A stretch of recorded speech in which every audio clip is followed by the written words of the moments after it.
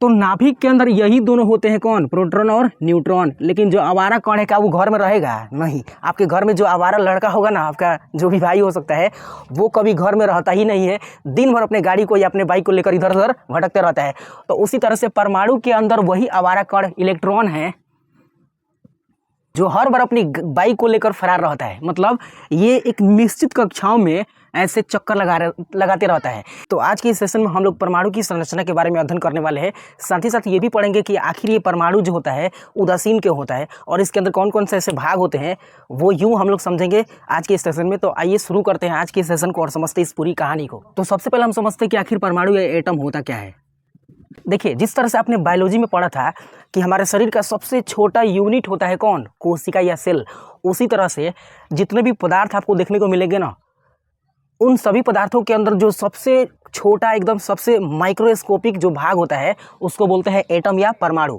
बहुत सारे वैज्ञानिकों का कहना था कि परमाणु किसी पदार्थ का सबसे छोटा कण है, लेकिन इसको भी तोड़ तड़ के छोटे छोटे कणों में विभक्त कर दिया गया, जिसके 3 कण होते हैं, इलेक्ट्रॉन, प्रोटॉन और न्यूट्रॉन। 3 मौलिक कण हैं जिनका नाम इलेक्ट्रॉन, प्रोटॉन और न्यूट्रॉन है।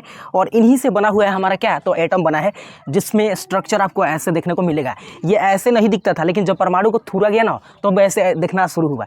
तो आइए देखते हैं इसके अंदर कौन कौन से भाग होते हैं। देखिए, प्रत्येक परमाणु के अंदर बीच में एक भाग होता है जिसको अपन नाभिक कहते हैं।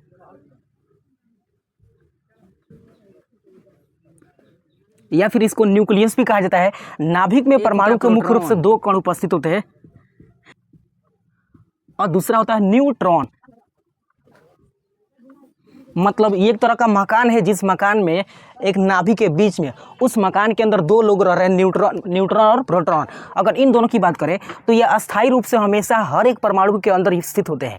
अगर इनके ऊपर हम आवेश की बात करें तो प्रोटॉन के ऊपर प्लस आवेश होता है, प्लस धनात्मक आवेश होता है, और न्यूट्रॉन के ऊपर नहीं आवेश होता है, मतलब कोई आवेश नहीं होता है। ये बेचारा उदासीन होता है, चुपचाप ये प्रोटॉन के साथ बैठा रहता है, क्योंकि प्रोटॉन कहता है कि यहाँ से हिलना मत, क्योंकि तुम्हारे पर कोई आवेश नहीं है। और आवेश अगर किसी के पास नहीं है तो वो ना तो इधर जा सकता है और ना ही इधर जा सकता है। लेकिन 2 लोगों के पास आवेश होता है, एक के पास प्रोटॉन और दूसरा होता है इलेक्ट्रॉन, आवारा कण, जो हर बार किसी तत्व के अंदर से कूद के भाग जाता है, या हर बार किसी परमाणु के अंदर से ऐसे स्ट्रक्चर में से कूद के भाग जाता है, आवारा कण इलेक्ट्रॉन।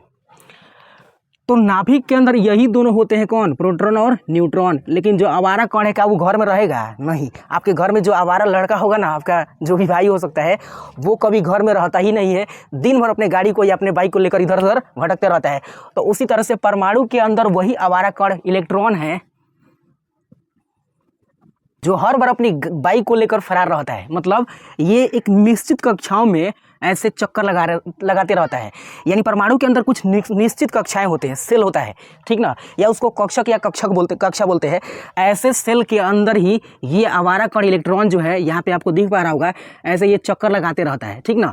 लेकिन क्या इनकी संख्या इस परमाणु के अंदर फिक्स है? तो है। इस किस कक्षक में कितने इलेक्ट्रॉन रहेंगे ये परमाणु के अंदर निश्चित होता है, ठीक है। उसको निकालने के लिए तरीका होता है, लेकिन आपको ये आई होप समझ में आया होगा कि परमाणु के नाभिक में प्रोटॉन और न्यूट्रॉन होते हैं और इसके चारों तरफ एक निश्चित कक्षाएं होती है, जिसके अंदर आवारा कण अपने फटफटिया से हमेशा चक्कर लगाते रहता है। आइए इलेक्ट्रॉन की बात करते हैं। तो ये कक्षाएं जो है ना, मुख्य रूप से ऐसे बहुत सारी कक्षाएं होती हैं, ठीक ना। लेकिन एक वैज्ञानिक थे जिनका नाम था बोरबरी।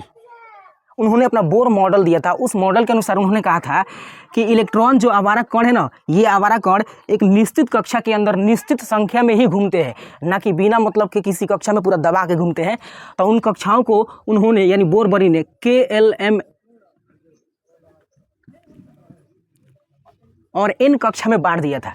ये 4 कक्षा और भी आगे हो सकते हैं। अगर परमाणु के अंदर कक्षा की संख्या बढ़ेगी तो इलेक्ट्रॉन की संख्या भी बढ़ते हैं। जैसे आइए समझ लेते हैं।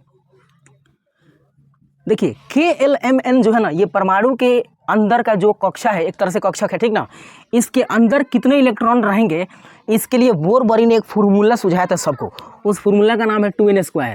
क्या होता है? 2n²। अगर हम K कक्षा की बात करें तो ये सबसे पहला कक्षक होता है जो नाभिक के पास होता है।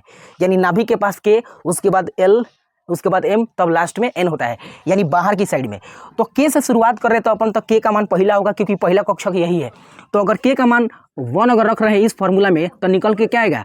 2 × 1 एन का मान 1 रख रहे हैं तो 1 का स्क्वायर हो जाएगा, तो 2 एकम 2 यानी 2 हो जाएगा, ठीक ना। उसी तरह से एल की बात करें तो एल में एल दूसरा स्थान पर है, तो 2 यहाँ पे 2 रखेंगे अगर, तो 2 इंटू 2 के पावर 2 हो जाएगा, तो 2 दूना 4 और 4 दूना कितना हो जाएगा 8 हो जाएगा। उसी तरह एम की बात करें तो एम तीसरा नंबर पर है, तो अगर 3 रखेंगे तो हो जाएगा 2 इंटू 3 के पावर 2, तो 3 3 9, 9 दूना कितना होता है 18 होता है। उसी तरह से अगर एन की बात करते हैं, एन 4 नंबर पर होता है, तो 4 यहाँ पर रखेंगे तो कितना होगा, 4 होगा 16 और 16 दूना कितना हो जाएगा 32, ठीक है।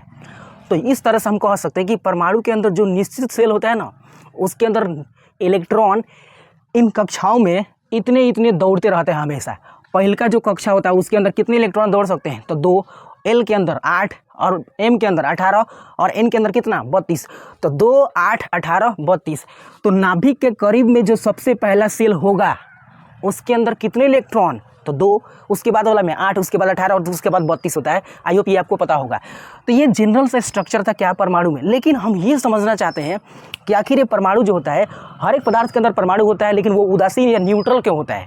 तो ये न्यूट्रल होने के पीछे लोचा है क्या, कि इसके ऊपर आवेश कितना है। जब प्रोटॉन धनावेशित होता है और इलेक्ट्रॉन ऋणावेशित होता है, तो दोनों के आवेश का कंपैरिजन करते हैं, उसके बाद देखते हैं कि क्या रिजल्ट निकलता है। तो अगर हम प्रोटॉन की बात करें तो प्रोटॉन के ऊपर आवेश होता है कितना, प्लस का 1.67 × 10 के पावर -19 कूलम, यानी आवेश का मात्रा कूलम होता है, ठीक ना।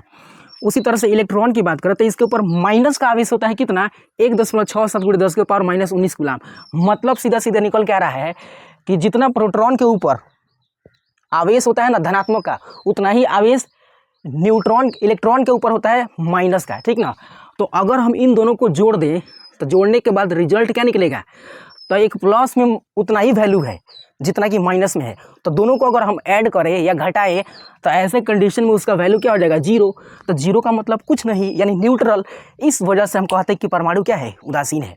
मतलब जितना धन आवेश प्रोटॉन के ऊपर होता है उतना ही ऋण आवेश माइनस पे होता है, और ये दोनों एक दूसरे के ऊपर बराबर बल लगाते हैं, जिसके कारण दोनों का आवेश जो होता है ये 0 बटा सन्नाटा हो जाता है। ऐसे कंडीशन के आधार पर जो प्रत्येक प्रकार के परमाणु होते हैं वो सब उदासीन होते हैं। तो आई होप आज की इस कहानी में अपने परमाणु के सभी स्ट्रक्चर को और उसके अंदर उपस्थित इलेक्ट्रॉन की संख्या को समझ पाए होंगे। तो मिलते हैं इसी तरह के किसी अदर वीडियो में, तब तक के लिए टेक केयर ऑफ योरसेल्फ।